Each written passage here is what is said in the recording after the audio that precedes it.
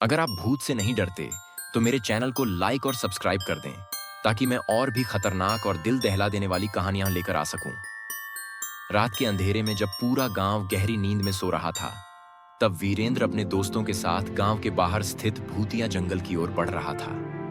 यह जंगल काली नदी के किनारे बसा था, जहां के बारे में कई डरावनी कहानियां प्रचलित थीं।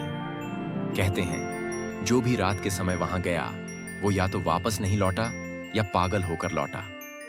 वीरेंद्र और उसके दोस्त इन कहानियों की सच्चाई जानने के लिए जंगल में घुस गए। जंगल में घुसते ही एक अजीब सी ठंडक महसूस हुई। चारों तरफ घना अंधेरा था और बस रात में जानवरों की आवाजें सुनाई दे रही थीं। कुछ दूर चलने के बाद उन्हें नदी के पास एक टूटी फूटी नाव दिखाई दी, जिस पर सूखी खून की छींटें पड़ी थीं। तभी अचानक किसी के जोर से हंसने की आवाज आई। सभी दोस्त कांप उठे और इधर उधर देखने लगे।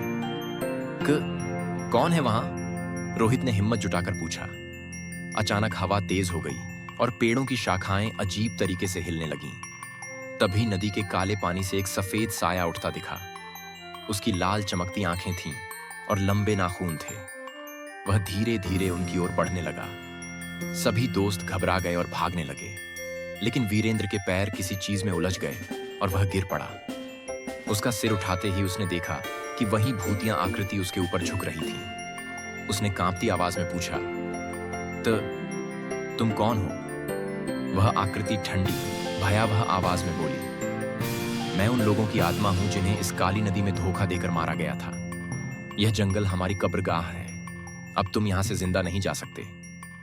तभी वीरेंद्र के दोस्तों ने हिम्मत दिखाई और एक जलती हुई लकड़ी लेकर भूतिया आकृति की तरफ फेंकी।